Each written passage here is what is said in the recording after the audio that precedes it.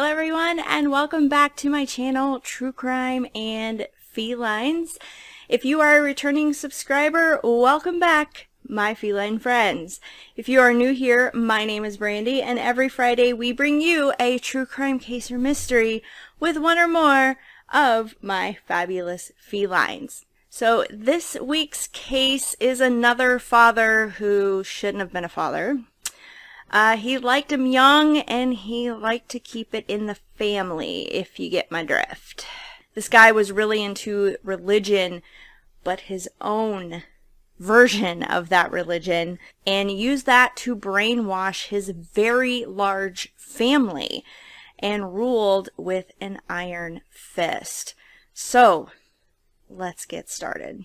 Marcus DeLon Wesson was born August 22nd, 1946 in Kansas. He was the oldest of 4 children. His father was an alcoholic and very abusive to the family. Now, Marcus claimed that along with the physical abuse, that he was sexually abused by his father as well. Now, Marcus's sister would not come right out and say that she was abused by her father, but what she did say was that when their father was drinking, he became much more affectionate, kissy, and touchy, and made her uncomfortable. So when their father was drunk, they'd usually just hide from him until he sobered up. Then one of Marcus's childhood friends came forward and accused Marcus's father of offering him $50 for a sexual act. And eventually Marcus's father would run off with one of his male cousins who he was having an affair with, and he stayed with him for 10 years. After that affair ended, Marcus's father came back to the family like nothing happened. Now, Marcus's mother was described as a religious fanatic.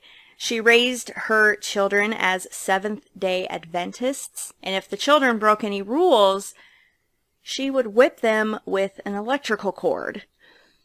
So the children were getting it from both parents. In 1960, the family would end up moving to California, and this is where Marcus developed a game he liked to play, where he liked to play preacher, and he had a strong desire to lead a flock himself. Marcus didn't earn enough credits to graduate high school, so at 17 he dropped out, but he ended up joining the military.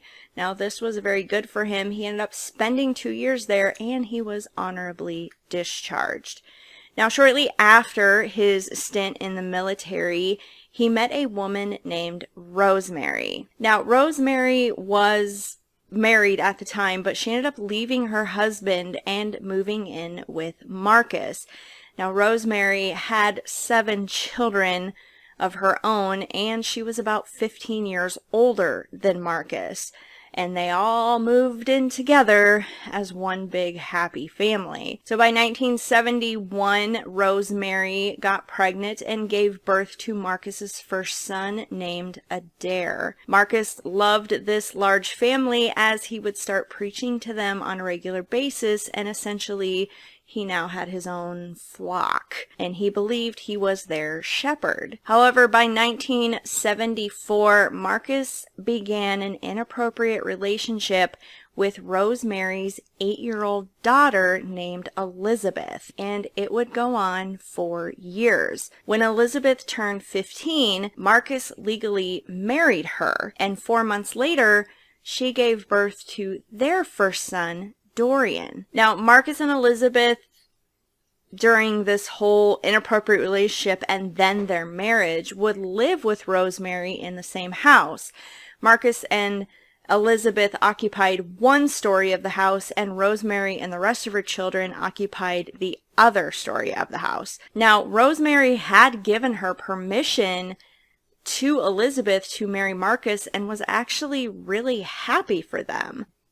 But soon, Marcus and Elizabeth got their own place. Marcus would end up leaving his first son Adair with Rosemary and just starting a new life with Elizabeth, and their son Dorian leaving Adair behind. Now, Marcus and Elizabeth would go on to have 10 more children by the time Elizabeth was 26 years old. However, one son had died in infancy from meningitis, and another son had died at 6 months old. By the time Elizabeth gave birth to the last child, Marcus wanted a full 12 children, and when he was ready to create that 12th child, Elizabeth stopped him and said she just couldn't do it anymore, that she couldn't bear to go through another pregnancy or give another birth. Now, Elizabeth fully thought Marcus was going to be super angry, as Marcus had been a little abusive to her over the years. But surprisingly,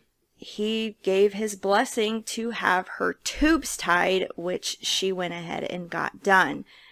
Unfortunately, she would learn later why he had no problem with this. Now, one of Elizabeth's sisters had 7 children of her own, and she had a severe drug addiction and could no longer take care of her children. So Elizabeth and Marcus agreed to take in 4 of her nieces to raise. Now, these children had been through so much already and had already been abused physically and sexually by the shady people that their mother let hang around with them while she was high on drugs. So the children were actually very happy to be moving in with Elizabeth and Marcus at first. So Marcus never held a job most of this time. Now, he did work at a bank for a little bit after him and Elizabeth were married, but then he ended up quitting. Now, Marcus was considered an intelligent guy, and he had no physical disability keeping him from working, but he felt as head of household that he didn't have to work. He ended up pulling all of the children out of school and would homeschool them. And Marcus and Elizabeth ended up surviving on welfare and food stamps. Now, the family moved often because they were not able to pay rent or stay in places long. And they lived in a lot of rundown shacks. They'd find abandoned houses to occupy, and even at one point lived in a tugboat for a while. At one point, the family was living in a compound type thing with army tents in the woods, and they actually lived there for 12 years until Marcus was able to find a rundown abandoned office building and moved his family into that. Now, Marcus did not allow Elizabeth very much participation in raising the children. Like I said, he'd homeschool the children, but he wasn't teaching them reading, writing, and arithmetic. He was preparing them for Armageddon and teaching them that Jesus Christ was a vampire and that he himself was a god, and they needed to refer to him as Lord or Master. His teachings were primarily of his morbid and twisted outlook on the Bible. He believed in polygamy and cultish-like beliefs. Marcus would tell his daughters and nieces that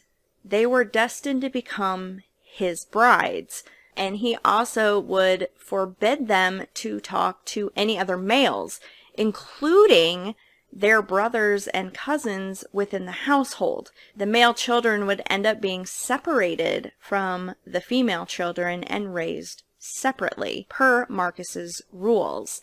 Now, once he learned that his son Alme had developed a crush on his cousin, another one of Elizabeth's nieces in the house, Marcus would scold him and tell him to stay away from, quote, his women and go on and find your own. From then on, the males were encouraged to get a job and leave the household as soon as they could support themselves. And before that, at age 14 or 15 or 16, they were encouraged to get a job and hand over their earnings to Marcus. So Marcus was a big fan of David Koresh and everything that he thought David stood for. When the compound in Waco, Texas was descended on by the government, he made his children watch the news. And he told his children that if this ever happened to their family, that they would follow through with a murder-suicide pact, because it was better to go to heaven than be separated. Marcus has also thought that David Koresh's idea of having as many children as possible was God's word, and he set out to do this as well. So in order to follow God's plan on having as many children as possible, Marcus began inappropriate relationships with 2 of his daughters and 3 of his nieces as soon as they turned 8 years old. It would start off slow, where he would touch them on the outside of their clothing, and then progressed from there. He would tell them that as their father and their God, that it was his job to prepare them in order to please their future husband. You know, him. He was their future husband. So when the girls got older, all 5 would end up pregnant by Marcus. And this, to Elizabeth's horror, was why he did not care if she got her tubes tied. He had already started a relationship with these other girls. His daughter Kiana and Sabrina would each have 1 child by him. His 2 nieces, Ruby and Sophina, would have 1 child each by him. And his niece Rosa would have 2 children by him. Overall, Marcus would have 18 biological children by the time all this was done, which did include his first son he had with Rosemary. He also allegedly married his 2 daughters and 3 nieces in a private ceremony at home. So obviously this was not legal, but he did make the girls wear a gold band on their finger. Now, at first, Elizabeth would claim that she had no idea of the relationship going on between Marcus and his daughters and nieces. However, her own son had testified at the trial that if she didn't know, she had to be pretty dumb. The entire family was isolated from the outside world. They were only allowed to go to the store to pick up diapers and baby supplies, but told not to talk to anyone. Elizabeth would state at the trial that she never asked her daughters or her nieces who the father of their babies were, that she figured they would tell her if they wanted to. Now, you have to remember that Elizabeth probably was living in a self-imposed state of denial. Marcus was in charge, and you suffered if you challenged that. She had been taught this since she was 8 years old. So you can't really blame her for living in this state of denial. Marcus would gorge on fast food while telling his family that they needed to find their next meal in the dumpster. Or he would eat cookies in front of them and then tell them that they were on a strict sugar-free diet of beans and vegetables.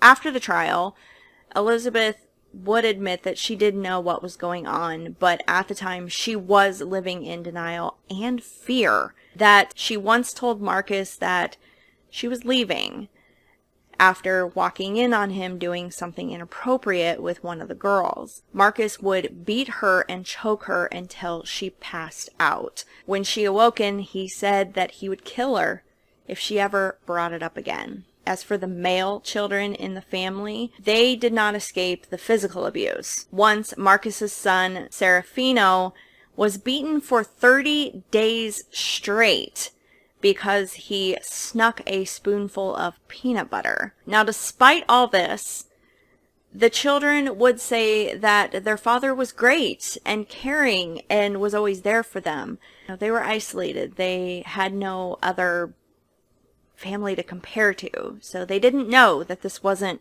normal. Now, in fact, some of the girls actually kept diaries, and many of the passages were happy and spoke of good times. Although there were some entries that were not so great and seemed to be full of unhappiness and depression. At the trial, one of the prosecutors asked one of Marcus's daughters to read one of these passages that were not so great from her diary. She seemed embarrassed and almost apologetic that this passage even existed, because she was so brainwashed by Marcus. Now, around 2002 or 2003, two of Marcus's nieces had asked to leave. Ruby and Sophina, who each had one child with Marcus, said that they would like to move on.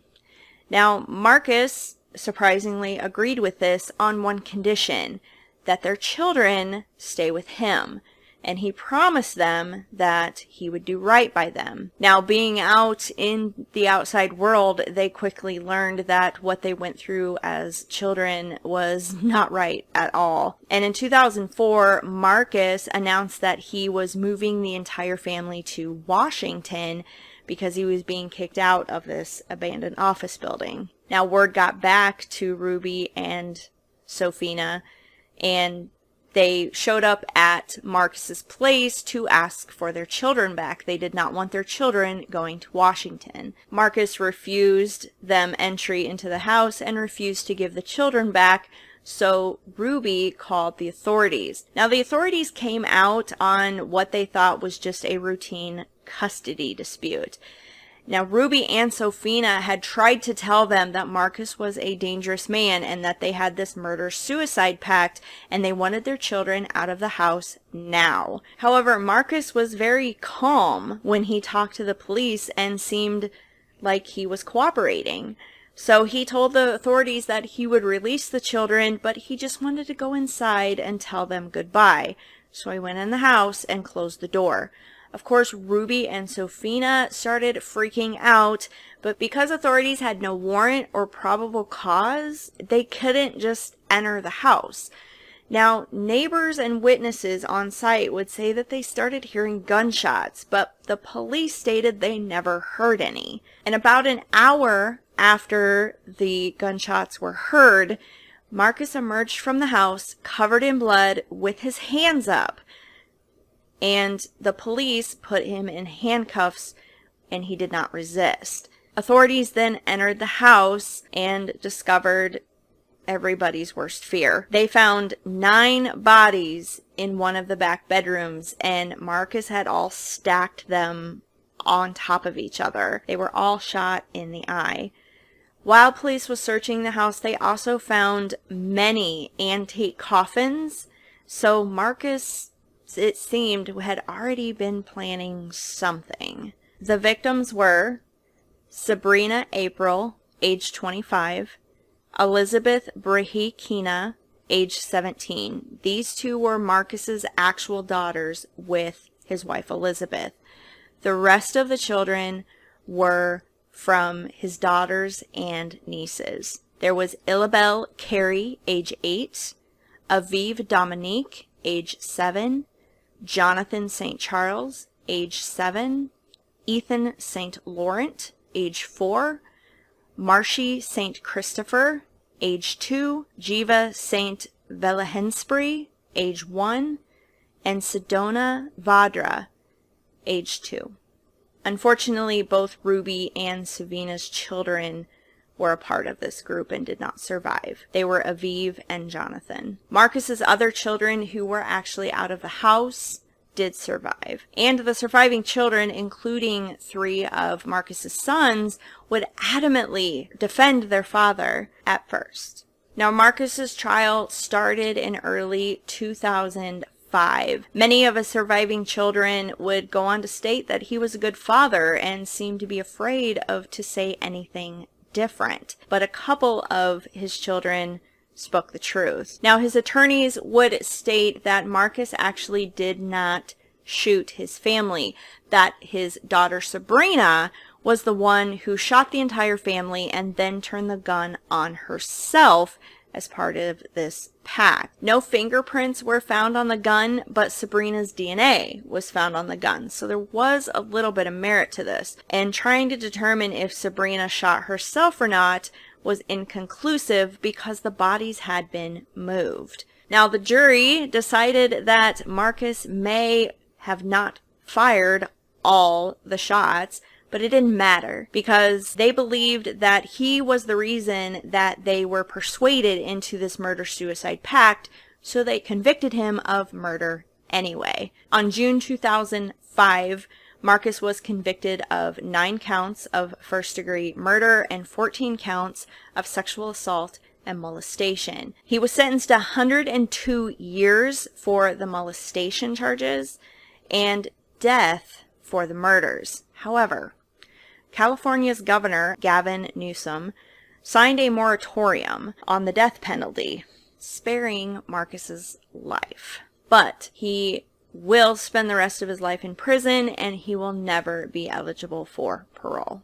Now, after Marcus's conviction and loads of therapy for the surviving members of the family, they were able years later to talk about what happened and be honest about their life with Marcus. Marcus's sons did realize that what happened to them was not normal, and they now see Marcus for who he really is, a monster. Their surviving family has moved on. Elizabeth divorced Marcus shortly after the conviction, and everyone is now living a much better life. Many of them have moved on to start families of their own with non-relatives. Everyone has cut off all contact with Marcus. So what are your thoughts on this case? Should Marcus have been spared the death penalty? I'd love to hear what you think in the comments down below. If you'd like to become a feline friend, please hit that subscribe button, and we will be back next week with very lazy kitties today, apparently, with another true crime case or mystery. I will see you later, guys.